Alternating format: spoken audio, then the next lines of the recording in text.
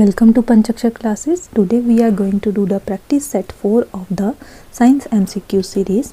So students जिन्होंने इससे पहले के प्रैक्टिस सेट नहीं देखे हुए हैं तो वो जाके हमारे चैनल पे देख सकते हैं, वहाँ पे हमने वीडियोस उनकी अपलोड कर रखी हैं। तो आज का जो हमारा प्रैक्टिस सेट रहेगा वो रहेगा इकोसिस्टम पे और इन्वायरमेंटल पोल्यूशन पे। तो स्टार्ट करते हैं हमारा आज का प्रैक्टिस सेट 4। तो इसका फर्स्ट क्वेश्चन है, ecology deals with the study of. तो इकोलॉजी जो ब्रांच है साइंस की, उसमें हम किसके बारे में पढ़ते हैं? इसमें हम पढ़ते हैं relationship between the living and non living components. Environment के अंदर जितने भी हमारे लिविंग ऑर्गेनिजम्स मिलते हैं और नॉन लिविंग ऑर्गेनिज्म मिलते हैं, उनके बीच में किस तरह की रिलेशनशिप है, कैसे वो एक दूसरे के साथ इंटरैक्ट करते हैं और एनर्जी एक्सचेंज करते हैं, उन सब ऑर्गेनिज्म के बारे में हम जो पढ़ते हैं वो किस ब्रांच ऑफ साइंस के अंदर पढ़ते हैं? इकोलॉजी ब्रांच ऑफ साइंस के अंदर पढ़ते हैं। तो इसका करेक्ट ऑप्शन रहेगा option number C. Next question है, energy flow in ecosystem is. अब मैंने आपको बताया जो इकोसिस्टम होता है, फॉर एग्जांपल हम एक इकोसिस्टम कंसीडर करते हैं जो लैंड पे है, यानी कि लैंड पे जो इकोसिस्टम होगा उसको हम क्या बोलेंगे? टेरेस्ट्रियल इकोसिस्टम बोलेंगे। ठीक है, जैसे इसमें हमारे पास आता है, कैसे स्टार्ट होगा ये? It will start with the plants. Plants के साथ स्टार्ट होगा।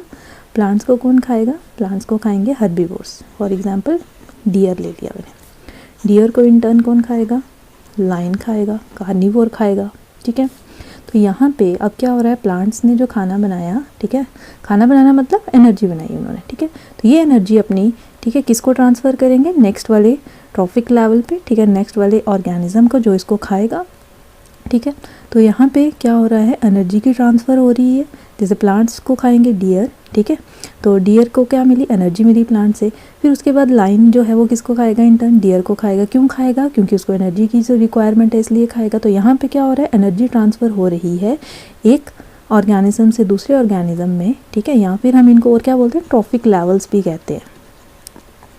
इनको हम ट्रॉफिक लेवल्स भी कहते हैं। ट्रॉफिक लेवल 1 आ गया, ठीक है, जिसमें हमारे पास प्लांट्स क्या हैं? ऑटोट्रॉफ्स हैं।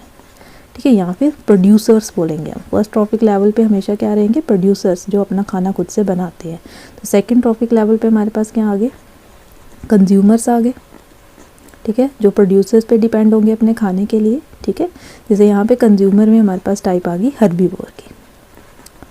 और नेक्स्ट जो आ गया ट्रॉफिक लेवल, ये अगेन किसका आ गया? कंज्यूमर का आ गया। सेकेंड लेवल कंज्यूमर या सेकेंडरी कंज्यूमर हम इसको बोलते हैं। और कंज्यूमर में यहाँ पे हमारे पास कौन है? ये कार्निवोर है। ठीक है, तो ये जितने भी हमारे पास ये एक स्टेप्स बनते जा रहे हैं, ठीक है, ये मिलके एक क्या बना रहे हैं? फूड चेन की फॉर्मेशन कर रहे हैं। फूड चेन के अंदर हमारे पास क्या हो रहा है? डिफरेंट स्टेप्स बनते जा रहे हैं। इन स्टेप्स को हम क्या बोलते हैं? Trophic level. और यहाँ पे जो एनर्जी का फ्लो हो रहा है वो किस तरह से हो रहा है? आप देख सकते हैं एक ही डायरेक्शन में हो रहा है।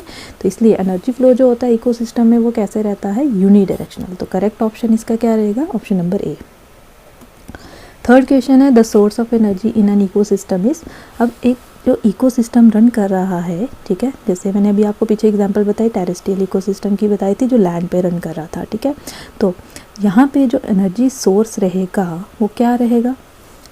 सनलाइट। किसी भी तरह का इकोसिस्टम जो रहता है वहाँ पे जो एनर्जी का सोर्स रहता है, उनको जो एनर्जी मिलेगी प्रोड्यूसर्स को, जैसे मैंने ली एग्जाम्पल प्रोड्यूसर्स की प्लांट्स ली थी, तो प्लांट्स को सोर्स ऑफ एनर्जी कहाँ से मिलती है? सन से ही मिलती है, सनलाइट से ही मिलेगी। सनलाइट होगी तभी वो अपना खाना बना पाएंगे और उसी खाने को फिर वो आगे क्या कर पाएंगे? ट्रांसफ़र कर पाएंगे in the form of energy. ठीक है, तो ultimate source of energy is sunlight.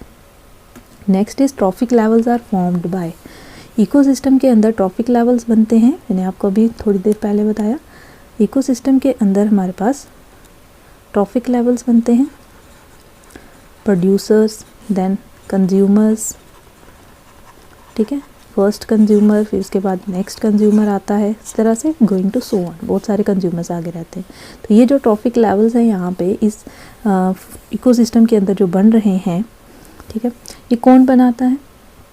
Only plants, only animals, only carnivores, या फिर organism linked in food chain. तो अभी यहाँ पे हम देखा, यहाँ पे प्रोड्यूसर्स में कौन आ रहे थे? प्लांट्स आ रहे थे। कंज्यूमर्स में हमारे पास कौन आए? जैसे फर्स्ट हमने डियर ले लिया, सेकंड हमने लाइन ले लिया। ठीक है, तो सिर्फ यहाँ पे हम देख रहे हैं ना, सिर्फ हमारे पास प्लांट्स नहीं है इस ट्रॉफिक लेवल के अंदर। ठीक है, प्लांट्स के अलावा हमारे पास यहाँ पे हर्बीवोर भी आ रहा है, यहाँ पे हमारे पास कार्निवोर भी आ रहा है। तो इसका करेक्ट ऑप्शन क्या रहेगा? Organisms linked in food chain, option number D. Next है total organic matter present in an ecosystem is called. Ecosystem के अंदर जितना भी ऑर्गेनिक मैटर मिलता है हमें, चाहे वो प्लांट का ऑर्गेनिक मैटर है या फिर एनिमल्स का ऑर्गेनिक मैटर है, वो सब मिलके किसकी फॉर्मेशन करेंगे, बायोमास की फॉर्मेशन करते हैं। ठीक है। Next question is a food chain is, food chain है क्या है। अब फूड चेन में हमारे पास क्या रहता है, सीरीज रहती है प्लांट्स और एनिमल्स की which are interrelated in the form of organisms being eaten as food by the other. ठीक है। तो क्या होता है फूड चेन में, हमारे पास डिफरेंट प्लांट्स रहेंगे, एनिमल्स रहेंगे। ठीक है। वो एक दूसरे के साथ क्या होंगे, कनेक्टेड रहेंगे, इंटर रिलेट करेंगे। ठीक है। कैसे, एक जो ऑर्गेनिज्म होगा वो दूसरे पे डिपेंड होगा अपने खाने के लिए। ठीक है। एक ऑर्गेनिज्म जो होगा, जैसे हम अभी एग्जांपल कर रहे थे, प्लांट्स थे, प्लांट्स को कौन खा रहा था, डियर खा रहा था, और डियर को इन टर्न कौन खा रहा था, लायन खा रहा था। ठीक है। तो यहाँ पे हमारे पास क्या है, सीरीज बन रही है एक प्लांट्स और एनिमल्स की, जो कि एक दूसरे पे डिपेंड कर रहे हैं खाने के लिए। तो हमारे पास फूड चेन जो है वो क्या रहेगी, option number C. Next question is trophic levels in a food chain are found by. Trophic level जो है फूड चेन में, उसमें कौन कौन आएगा, प्रोड्यूसर्स भी आते हैं उसमें, कंज्यूमर्स भी आते हैं, देन डीकम्पोजर्स। डीकम्पोजर्स क्या हो गए, ऐसे ऑर्गेनिज्म जो क्या करेंगे, डीकम्पोज करेंगे, ब्रेक डाउन करेंगे, किनको, लिविंग ऑर्गेनिजम्स को। जितने भी लिविंग ऑर्गेनिजम्स हैं आफ्टर डेथ, उनके ऊपर क्या होते हैं, जो डीकम्पोजर्स होते हैं, लाइक बैक्टीरिया हो गया, यीस्ट हो गया, ये सब क्या करते हैं, उस पर एक्ट करते हैं और उनकी बॉडी को टोटली क्या कर देते हैं, वहाँ से ख़त्म ही कर देते हैं, टोटली डीकम्पोज कर देते हैं वहाँ से। तो ट्रॉफिक लेवल्स में हमारे पास ये तीनों के तीनों ऑर्गेनिजम्स आते हैं। तो option number D is the correct option. Next question is food chain always starts with. Food chain जो होती है वो हमेशा किससे स्टार्ट होती है, प्रोड्यूसर्स से स्टार्ट होती है। और प्रोड्यूसर्स में क्या होता है, कौन सा प्रोसेस होता है, फोटोसिंथेसिस का, जिसमें वो अपना खाना खुद से बनाते हैं। तो option number A is the correct option. Ninth question is which of the following food chain directly depends on solar radiations. इनमें से ऐसी कौन सी फूड चेन है जो किस पे डिपेंड करेगी, सोलर रेडिएशन पे डिपेंड करेगी, यानी कि सनलाइट पे डिपेंड करेगी स्टार्ट होने के लिए। तो उसमें से हमारे पास जो करेक्ट ऑप्शन रहेगा वो कौन सा है, grazing type of food chain. ठीक है। जिसमें क्या हो रहा है, grazing type of food chain जो कहाँ से स्टार्ट होती है, प्लांट्स से स्टार्ट होती है। तो प्लांट्स को खाना बनाने के लिए क्या चाहिए, सनलाइट चाहिए, इसलिए तो इसका करेक्ट ऑप्शन क्या रहेगा, option number B, grazing type of food chain. Next is food web is constituted by. अब फूड वेब क्या चीज़ है, पहले हमने पढ़ी फूड चेन, जिसमें क्या रह रहा था, प्लांट्स और एनिमल्स जो थे एक सीरीज़ की फॉर्मेशन कर रहे थे। अब बहुत सारी फूड चेन्स जब आपस में क्या हो जाती हैं, जुड़ जाती हैं, बहुत सारी फूड चेन्स, ठीक है, आपस में क्या हो जाएंगी, इस तरह से बहुत सारी फूड चेन्स होंगी जो आपस में लिंक हो जाएंगी, तो वो किसकी फॉर्मेशन करते हैं, फूड वेब की फॉर्मेशन करते हैं। तो हमारे पास जो है इस क्वेश्चन का करेक्ट ऑप्शन क्या रहेगा, various interlinked food chains in a community. Next question is in which of the following food chain microorganisms break down the energy rich compound synthesised by the producers. इनमें से ऐसी कौन sea food chain है जिसमें micro organisms क्या करते हैं, micro organism break down करते हैं एनर्जी रिच कंपाउंड्स को करने, यानी कि फूड को जो कि किसने सिंथेसाइज किया होता है, प्रोड्यूसर्स ने। तो इसका आंसर क्या रहेगा, डेट्राइटस फूड चेन। ठीक है। जिसमें हमारे पास क्या रहते हैं, डीकम्पोजर्स आते हैं। ठीक है। डीकम्पोजर्स में क्या आते हैं, हमारे पास माइक्रो ऑर्गेनिजम्स आते हैं जो क्या करते हैं, एनर्जी रिच कंपाउंड जो भी फूड प्रोड्यूसर्स ने बनाया है उनको वो क्या करेंगे, वहाँ पे ब्रेक डाउन करेंगे। Next is which one is not a factor of abiotic environment. इनमें से कौन सा ऐसा फैक्टर है जो एबायोटिक एनवायरनमेंट में नहीं आता है।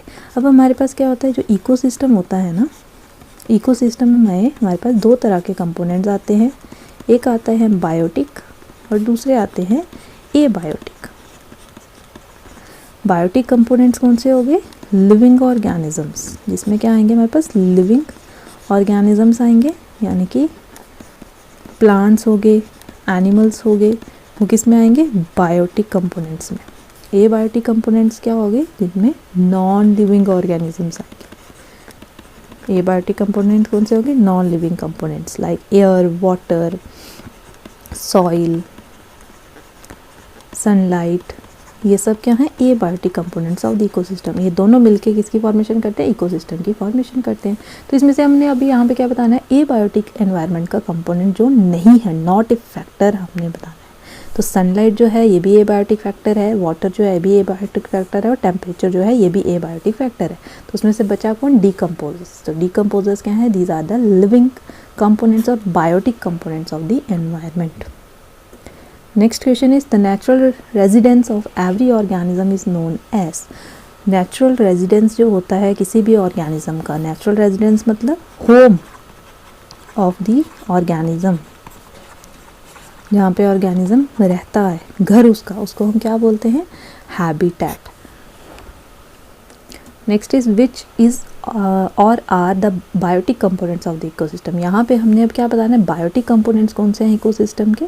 तो यहाँ पे हमारे पास जो बायोटिक कंपोनेंट्स रहेंगे इकोसिस्टम के, इसमें क्या क्या है ऑप्शन है, प्रोड्यूसर्स, यस बिल्कुल होते हैं, प्रोटीन भी होता है, कार्बन भी रहता है, ये सब हमें कहाँ मिलते हैं, बायोटिक कंपोनेंट्स में ही मिलते हैं। तो इसका करेक्ट ऑप्शन क्या रहेगा, option number D, all of the above. Next question is acid rain is the result of. Acid rain होती है वो कैसे बनती है, क्या होता है रेन में, जब किस गैसेस का अमाउंट बढ़ जाता है, जिसकी वजह से क्या होता है, यहाँ पे एसिड की फॉर्मेशन होती है, और उस रेन को हम क्या बोलते हैं, एसिड रेन कहते हैं। तो एसिड रेन जो होती है किन गैसेस की वजह से होती है, excess amount of sulphur dioxide and nitrous dioxide. तो option number C is the correct option. Acid rain में हमें क्या मिलेंगे, SO2 एंड NO2 का अमाउंट जो होगा वो वहाँ पे क्या हो जाएगा, बढ़ जाएगा। Next is greenhouse effect in the atmosphere is produce due to. जो ग्रीन हाउस इफेक्ट होता है एटमॉस्फेयर में वो किस वजह से होता है, it is due to the absorption and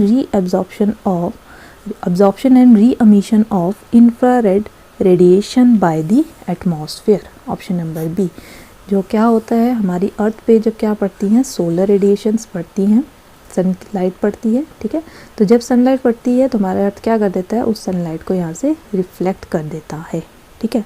but क्या हो रहा है, due to the presence of the greenhouse gases like carbon dioxide, carbon dioxide का अमाउंट अर्थ पे बढ़ने की वजह से क्या हो रहा है, ये जो सन की रेडिएशंस यहाँ पे आ रही हैं, जिसमें से पर्टिकुलरली कौन सी वाली रेडिएशन, इंफ्रारेड रेडिएशंस, ठीक है। ये जो है इंफ्रारेड रेडिएशंस क्या कर रही हैं, कार्बन डाइऑक्साइड क्या कर रही है, इन रेडिएशंस को एब्जॉर्ब कर रही है और यहाँ से वापस जाने ही नहीं दे रही है, अर्थ से वापस जाने ही नहीं दे रही, रीमिट ही नहीं होने दे रही, जिसकी वजह से क्या हो रहा है, हमारे अर्थ का जो टेम्परेचर है वो क्या होता जा रहा है, इंक्रीज़ होता जा रहा है। और इसी increase in temperature of the earth को हम क्या बोलते हैं, green house effect. Next question is in a stable environment which of the following limits the number of trophic levels. एक स्टेबल इकोसिस्टम के अंदर कौन सा फैक्टर जो है वो डिटरमाइन करेगा कि इस इकोसिस्टम के अंदर कितने ट्रॉफिक लेवल्स रहेंगे, कौन सा फैक्टर ऐसा, तो वो किस पे डिपेंड करेगा, अवेलेबिलिटी ऑफ द न्यूट्रिएंट्स, वहाँ पे कितने न्यूट्रिएंट्स अवेलेबल हैं, ठीक है, जो कि आगे फर्दर हेल्प करेंगे किसमें, in the flow of the energy में, ठीक है। तो न्यूट्रिएंट्स जितने होंगे उतने ही ज़्यादा क्या होंगे, ट्रॉफिक लेवल्स भी होंगे। Next question is what is the percentage of photosynthetic active radiation in incident solar radiation. तो जो सोलर लाइट आती है यानी कि सनलाइट जो आती है उसमें से सारी की सारी जो है वो एब्जॉर्ब नहीं की जाती, प्लांट्स जो हैं वो सारी की सारी एब्जॉर्ब नहीं करते हैं, उनमें से उसका कुछ ही अमाउंट जो है वो एब्जॉर्ब करते हैं, किसके लिए, अपनी फोटोसिंथेसिस को परफॉर्म करने के लिए। तो वो कितनी परसेंटेज है, सोलर रेडिएशन की कितनी परसेंटेज है, 2 to 10%। इस रेडिएशंस को हम क्या बोलते हैं, फोटोसिंथेटिक एक्टिव रेडिएशन कहते हैं। Next question is which of the following has the largest population in a food chain. Food chain के अंदर सबसे ज़्यादा पॉपुलेशन या सबसे ज़्यादा नंबर किसका मिलता है, हमें डीकम्पोजर्स का मिलता है। Next is which ecosystem has the maximum biomass. सबसे ज़्यादा बायोमास यानी कि सबसे ज़्यादा ऑर्गेनिक मैटर, बायोमास मतलब ऑर्गेनिक मैटर हमें सबसे ज़्यादा कौन से वाले इकोसिस्टम में मिलता है, फॉरेस्ट इकोसिस्टम में मिलता है। यहाँ पे हमें सबसे ज़्यादा वेराइटीज़ मिलेंगी, सबसे ज़्यादा बायोमास जो है वो मिलेगा। Next is term ecosystem was coined by. Term ecosystem जो थी वो किसने दी है, टेंसले ने दी है। Next is in an ecosystem the rate of production of organic matter during photosynthesis is termed as. Photosynthesis के दौरान जो ऑर्गेनिक मैटर प्रोड्यूस होता है प्लांट्स जो अपना खाना प्रोड्यूस करते हैं उसको हम क्या बोलते हैं, उसको हम बोलते हैं gross primary productivity. Next is global climate is threatened by increase in concentration of which gas. किस गैस की कॉन्सेंट्रेशन या अमाउंट बढ़ने की वजह से हमारा जो क्लाइमेट है वो क्या होता जा रहा है, चेंज होता जा रहा है। तो वो किसकी वजह से हो रहा है, ग्रीन हाउस गैसेस की वजह से हो रहा है। ग्रीन हाउस गैसेस कौन कौन सी गैसेस आती हैं, carbon dioxide, methane, water vapours,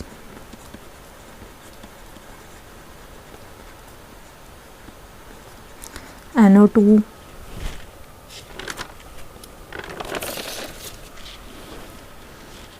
then ozone.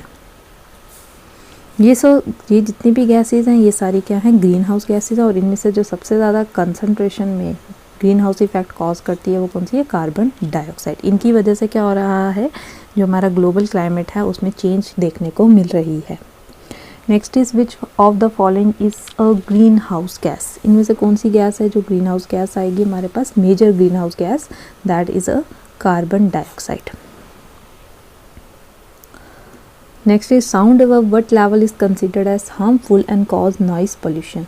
इनमें से कितना मतलब किस रेंज तक हम जो है साउंड को सुन सकते हैं, या किस रेंज से अगर ज़्यादा चली जाती है साउंड तो वो हमारे लिए किसका काम करती है, नॉइस का काम करती है, नॉइस पोल्यूशन कॉज करती है।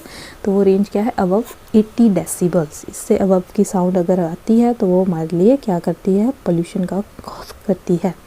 Next question is ozone hole means. Ozone hole का क्या मतलब है, ओजोन क्या है, बेसिकली ओजोन जो है एक लेयर है, ठीक है, जो हमें क्या करती है, प्रोटेक्ट करती है सन की हार्मफुल अल्ट्रावायलेट रेडिएशन से।